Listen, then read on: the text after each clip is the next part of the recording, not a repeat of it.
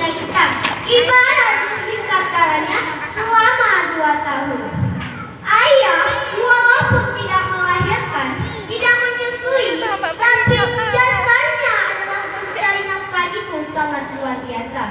Setiap hari banting tulang peras keringat dengan penuh semangat. Bukan hanya satu anak yang dibahagiakan, tapi semuanya dibahagiakan oleh kedua orang tua kita. Kalau saya bilang orang tua zaman sekarang anaknya bukan 2 atau 3, tapi bisa sampai 1 lusin setengah. Alhamdulillah semuanya jadi orang, tidak ada yang menjadi nyamuk. Betul apa betul? Tapi maaf, orang tua bisa membahagiakan banyak anak, tapi anak yang banyak belum tentu bisa membahagiakan kedua orang tuanya.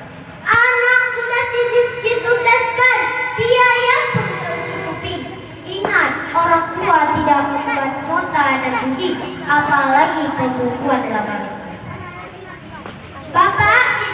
Bapak ibu pernah tidak ngomong ke anaknya, nah ini harga total ASI, ini biaya pendidikan SD sampai S1, ini tolong dilunasi ya nak. Pernah ngomong gitu bapak ibu? Pasti tidak pernah. Terkadang ada seorang suami yang mau ngasih uang ke ibunya, tapi takut diprototin sama istrinya. Di sini ada yang begitu? Alhamdulillah di sini tidak ada yang begitu. Jangan takut, jangan jadi suami istri. Apa itu sukses mau tahu? Apa mau tahu? Suami takut istri. Padahal Rasulullah SAW sudah mengingatkan pada sabdanya, Ridhallahi fi ridhal walidaini wa suqqullahi fi suqqul walidaini. Ridha Allah tergantung pada ridhonya orang tua dan murka Allah tergantung pada murkanya orang tua. Jamaah, oh jamaah, alhamdulillah. Oleh karena itu, marilah sama-sama kita membahagiakan kedua orang tua kita. Dengan cara apa? Merawatnya, mencukupi kebutuhannya, melindunginya, dan jangan lupa senantiasa mendoakannya. Di surga itu banyak sekali pintu. Pintu yang paling mudah dimasuki adalah pintu tengah. Apa itu pintu tengah? Mau tahu? Bapak mau tahu?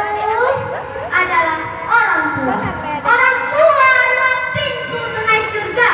Kalian bisa sia-siakan pintu itu atau kalian bisa menjaganya.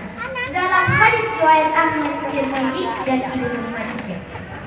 Kalau kita ingin masuk surga Firdaus, marilah sama-sama kita membahagiakan kedua orang tua kita. Jamaah, oh jamaah, alhamdulillah. Sebelum saya tutup, saya boleh nyanyi. Putri raja sedang tertawa, rambutnya panjang sampai ke berbaktilah sama orang tua agar kelak masuk surga.